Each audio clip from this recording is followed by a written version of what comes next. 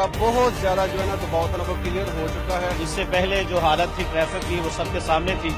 हर वक्त यहाँ घंटों खड़े रहते, दफ्तरियों का स्कूल टाइम और दीगर मामलात में काफी लेट हो जाया करते।